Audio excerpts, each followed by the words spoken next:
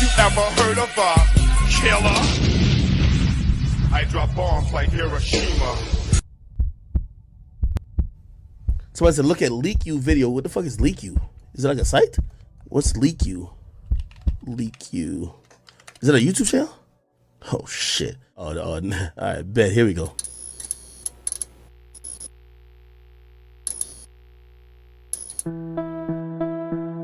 Please hit the like. Thank you.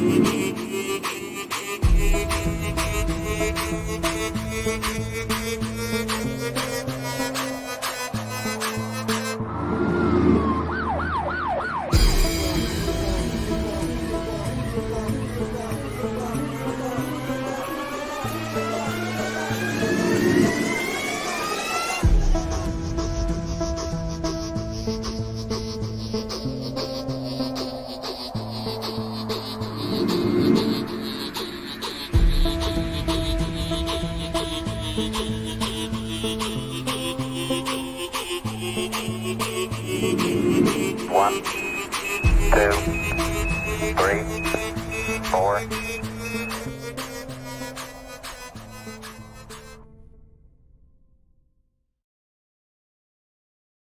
Good morning, good afternoon, good evening, everyone. I hope you are having a fantastic Tuesday. I'm coming through with a little bit of news here from the UFO community. I thought it was interesting, and I figured, that you all would also think that it's interesting. So is NASA quietly funding theological conferences amid demonic UFO fears? That's the question here. Nick Pope, and Nick Pope is well known in the UFO community, has revealed that NASA is funding theological conferences because they want to get ahead of the game. Now, there's a lot of talk from many people for many years, going back to the beginning of time, that some of these beings are of a demonic nature. Recently, in the hearings with David Grush, he did not say that these beings come from other planets. No, what he said is they are interdimensional. They have the ability to come in and out of various dimensions, almost like how we cast a shadow on a sidewalk, right? Now, we can all tie, some would also tie this back to the story, the legend. Okay, it's a legend. It's the old story in the Bible, as well as in some of the Apocrypha material books that are not in the Bible, in regards to the fallen angels. But we know that a third of heaven was thrown, and these angels descended on Mount Hermon, where, by the way, there is a UN base that sits at the top of that mountain to this day. These angels came to earth, took women of their choosing, and born to these women were giant creatures, giant humanoid creatures. And some feel like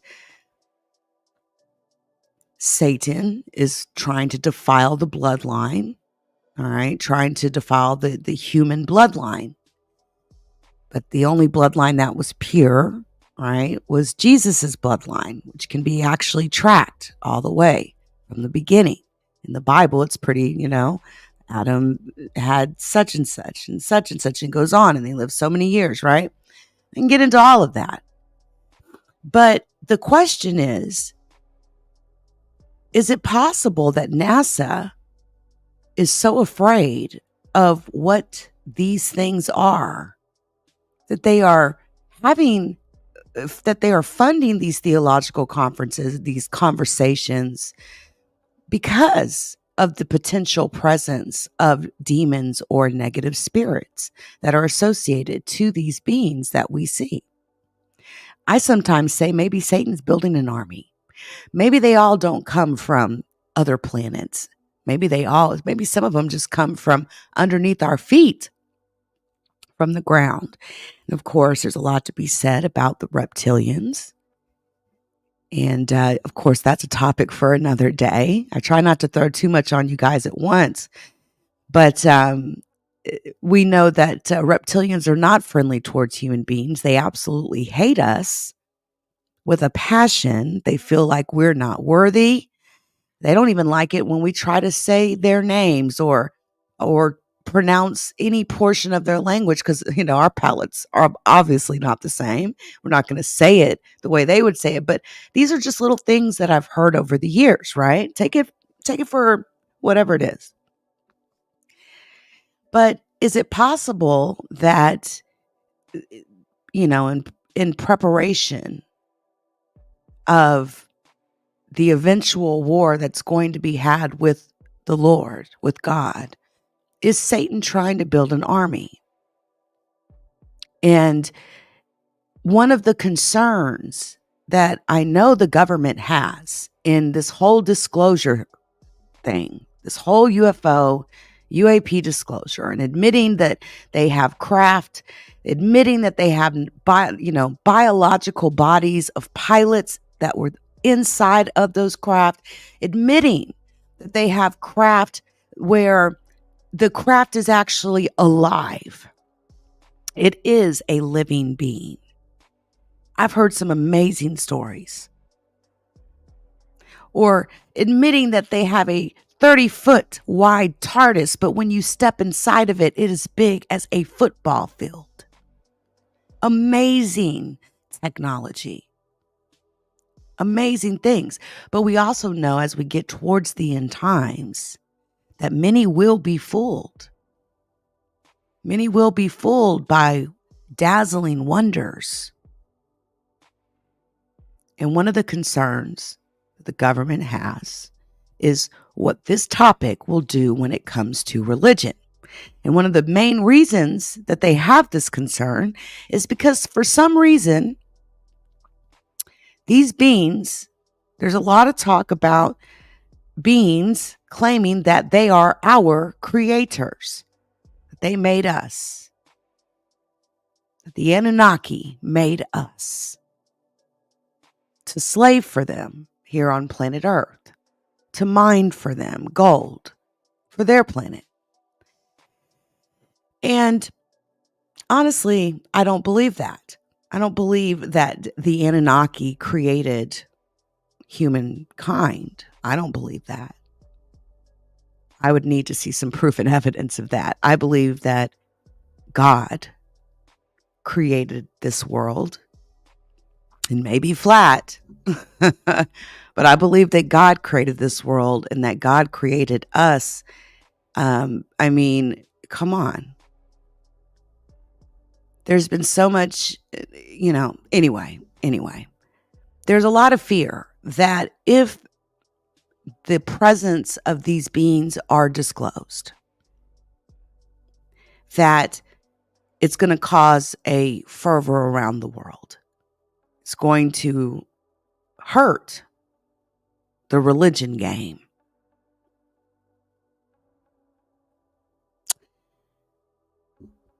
Nick Pope spoke to Patrick Gristees on GB News, and he said that NASA wants to get ahead of the game. Pope said that, quote, "I don't believe in demons myself, but a lot of people do.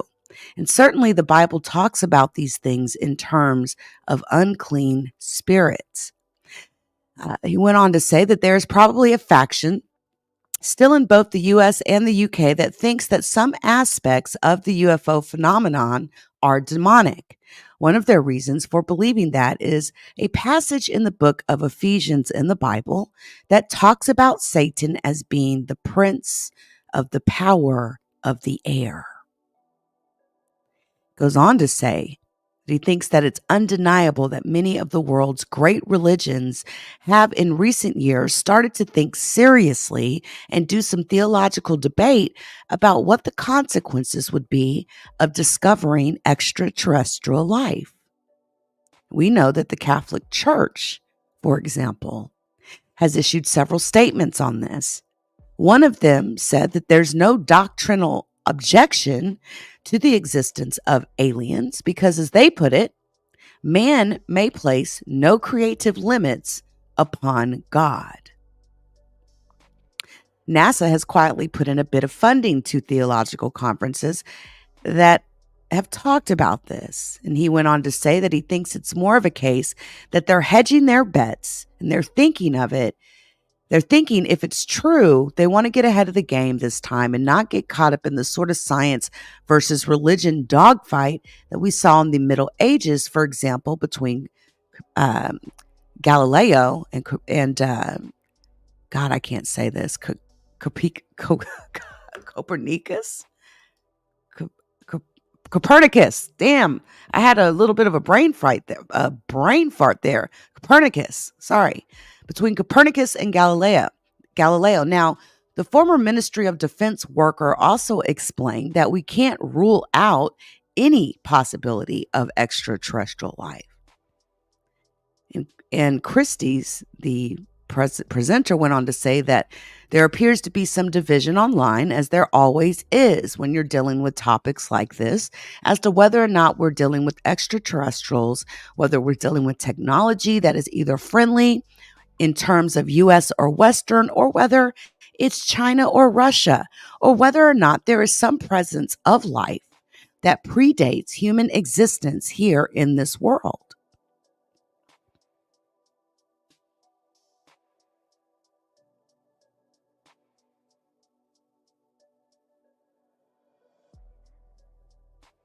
They're very careful in their use of terminology, and I mean our government, right? Our government is very careful in their terminology that they use. The phrase non-human intelligence, right? They use that phrase. And I think, and you'll hear here in a second that some feel the reason that they use that phrase is they don't limit this to just the idea of it being extraterrestrials, for beings from other planets, but they even consider things like, what if there are other hidden dimensions and something is intruding from one of those dimensions? But we've got CERN, the Large Hadron Collider, the big particle accelerator, and it is actively looking for these sorts of things, banging particles together. So yesterday's science fiction is today's science fact.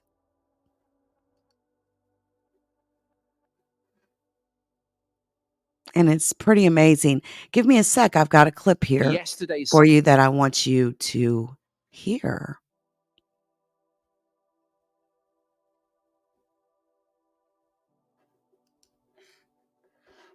And I will blow it up for you. Science fiction is today's science fact sometimes. Hey, Dr. Bombay. There also is a lot of chatter from fundamentalist religious communities about what UFOs mean, or about what the potential for extraterrestrial life means. And it actually just tie in a little bit with what you mentioned there about the possibility of there being other dimensions, and that actually, in some way, shape, or form, some of the UFO presence that we may or may not be seeing are things like demons or negative spirits, etc. I mean, do you buy into any of that? I don't believe in demons myself, but a lot of people do. And certainly the Bible talks about these things in terms of unclean spirits. And there has been, is probably a faction still in both the US and the UK that thinks that some aspects of the UFO phenomenon are demonic. And one of their reasons for believing that is a passage in the book of Ephesians in the Bible that talks about Satan as being the prince of the power of the air. I think that it is undeniable that many of the world's great religions have in recent years started to think seriously and do some theological debate about what the consequences would be of discovering extraterrestrial life. We know that the Catholic Church, for example, has issued a number of statements on this. One of them said that there's no doctrinal objection to the existence of aliens because, as they put it, man may place no creative limits upon God. NASA has quietly put in a bit of funding to theological conferences that have talked about this. And in one sense, I don't know that it's because any of the great religions of the world know this to be true. I think it's more a case that they're hedging their bets and they're thinking, if it's true, they want to get ahead of the game this time and not get caught up in the sort of science versus religion dogfight that we saw in the Middle Ages, for example, with Copernicus and Galileo.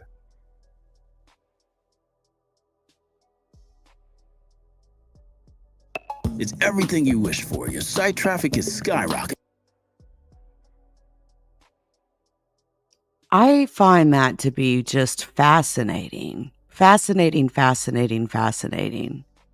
But I want to show you one more thing before we get up out of here. Now, I'm going to let you all know that later today, here momentarily after this live stream, I'm going to be re-premiering some content that, frankly, I wanted on this channel a long time ago.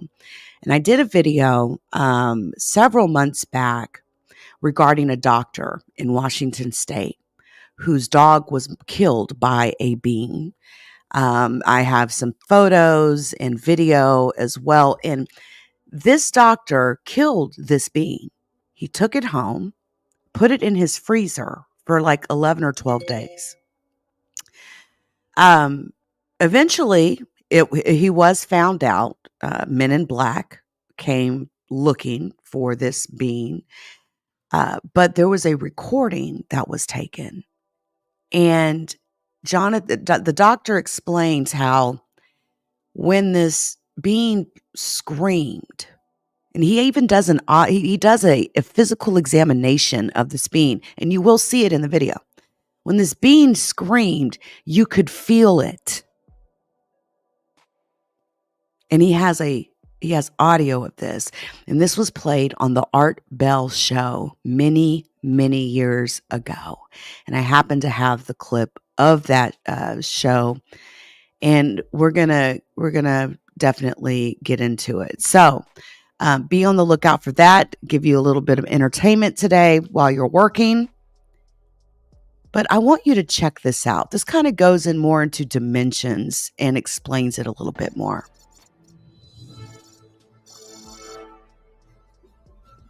Well, first of all, this whole area of UFOs is widely confused and misunderstood. And it's probably one of the most difficult areas to get a understanding of, because there are so many false reports, so many hoaxes, so much nonsense.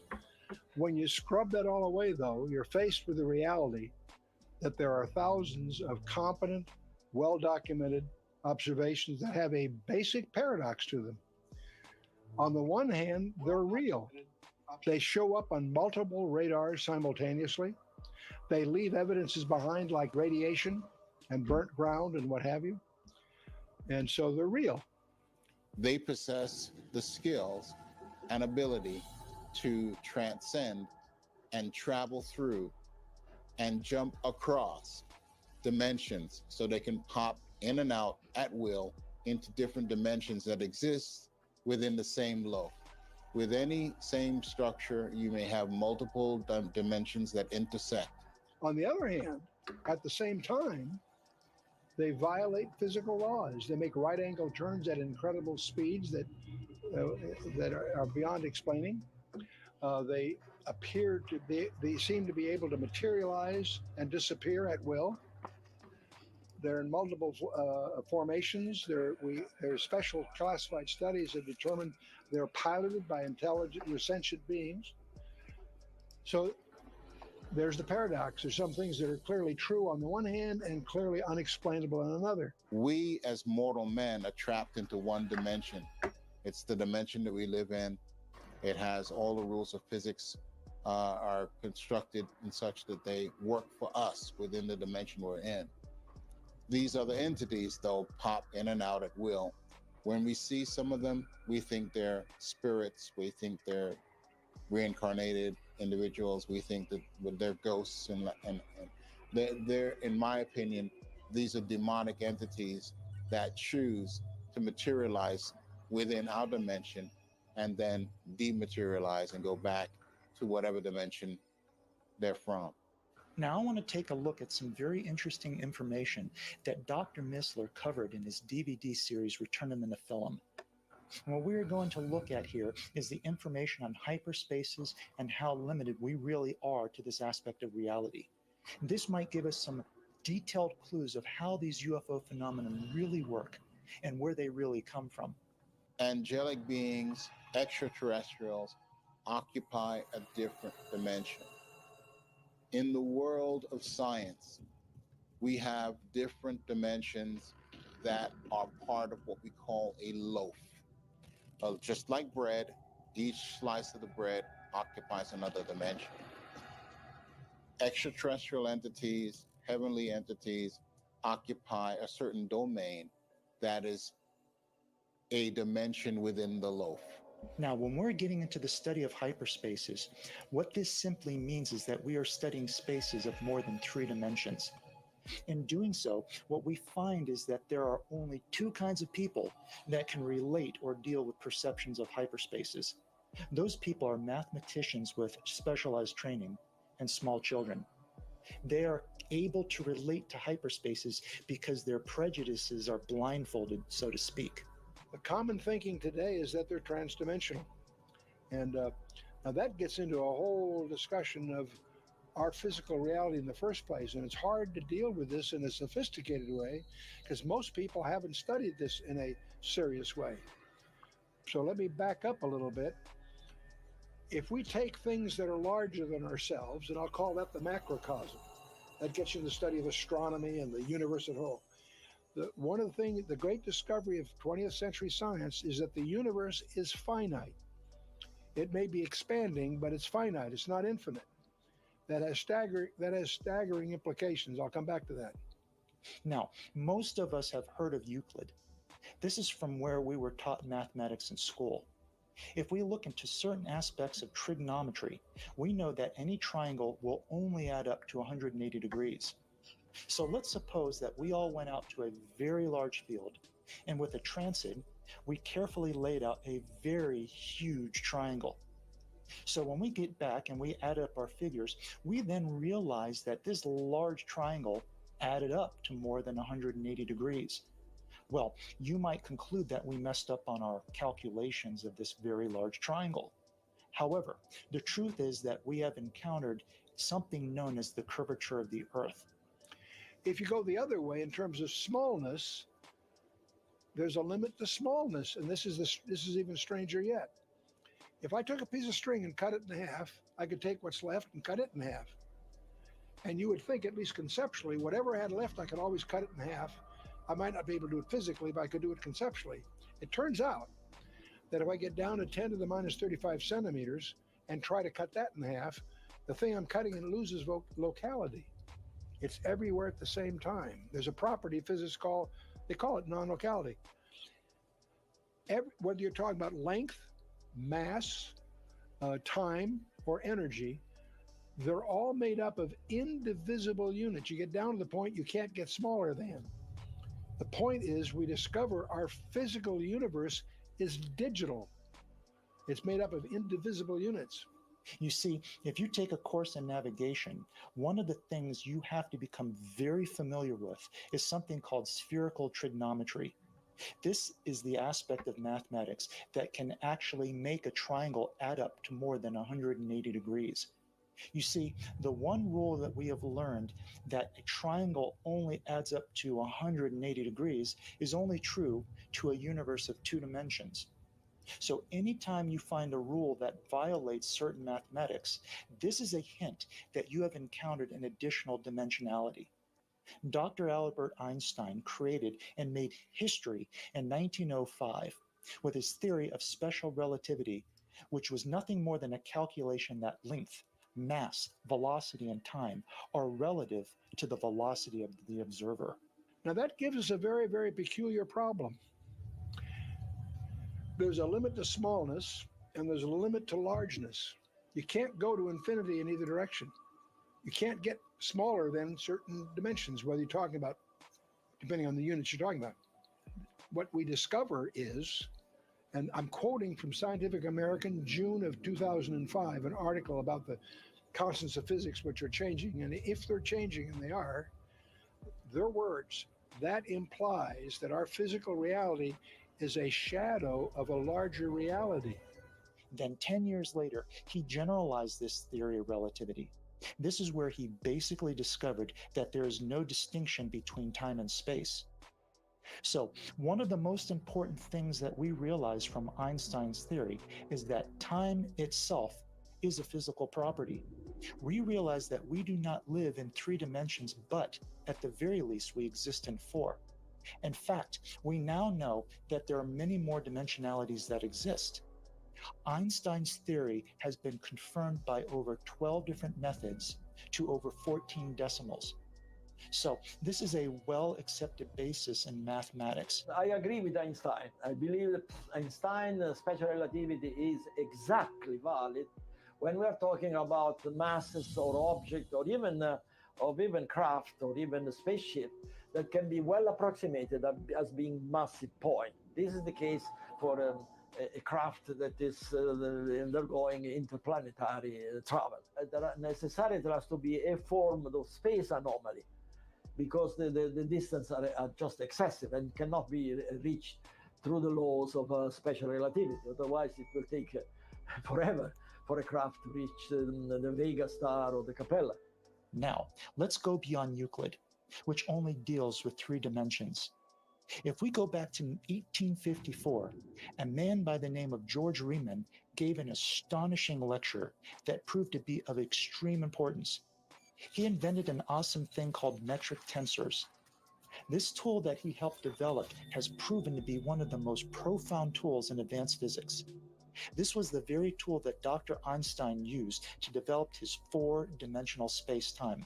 This is the teaching by Einstein that I believe, that there cannot be a space anomaly unless there is jointly a time anomaly. In other words, you cannot have a space anomaly while time remains the same. It's impossible. That's Einstein's conception. We have to honor Einstein. It is true.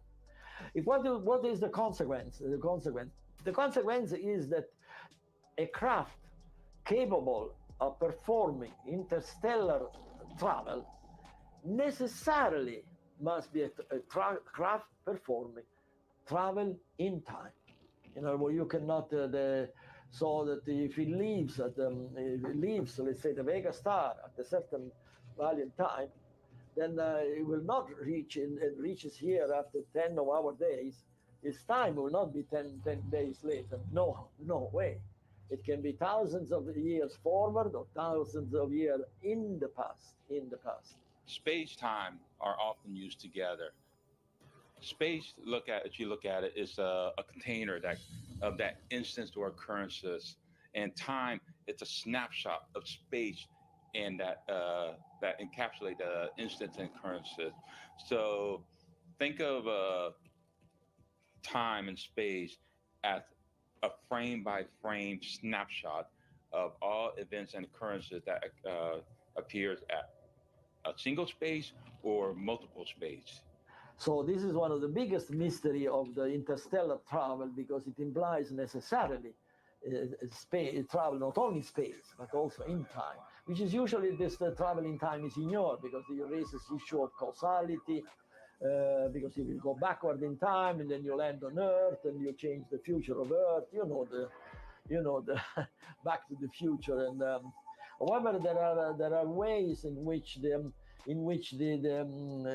for instance, holograms traveling backward in time can observe life, can observe event way backward in time, but being a hologram, have no capability of interfering with reality. It could be transversed within two distances, or it could be that same site. But that spatial temporal dynamics,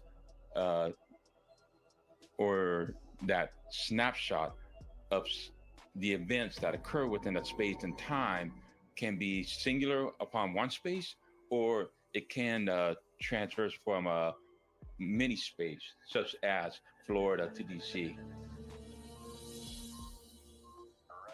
Do UFO entities exist outside our time-space domain? How do the UFO entities work within our physical universe?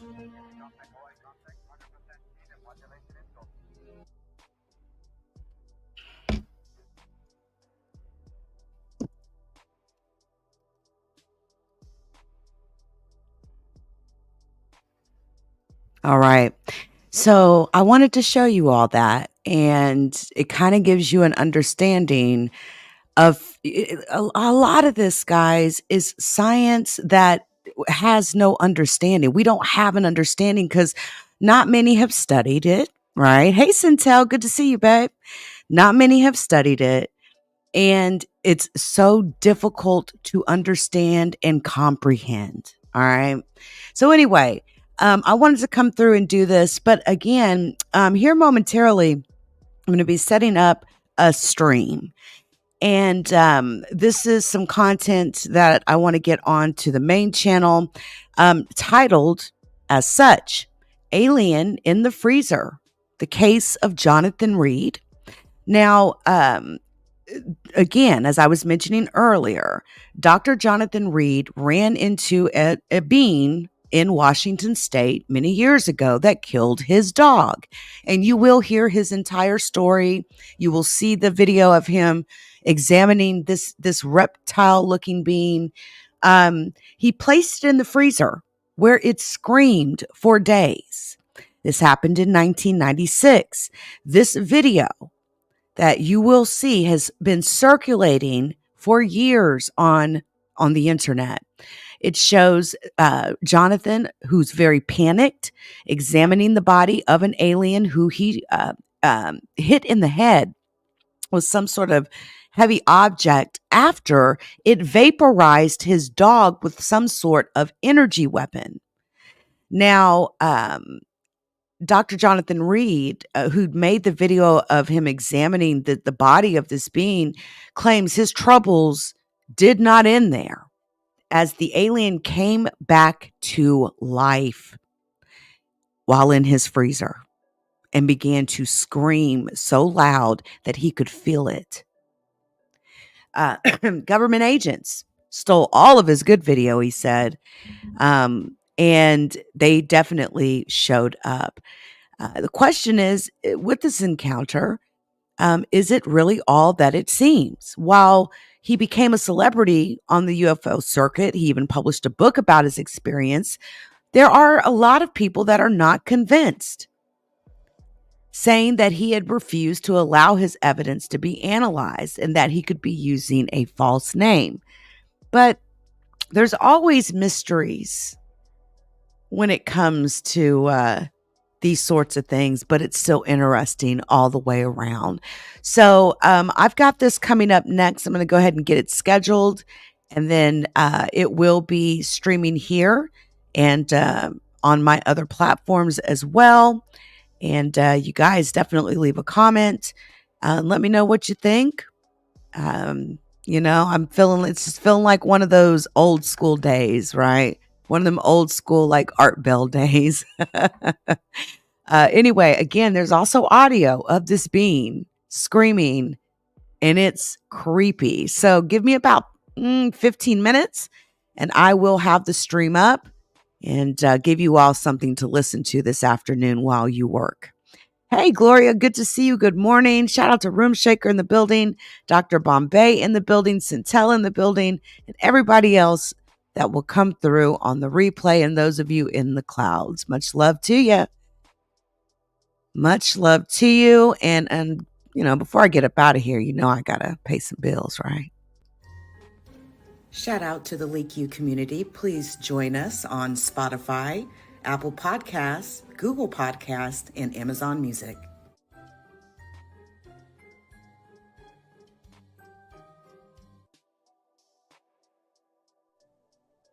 Please hit the like. Thank you.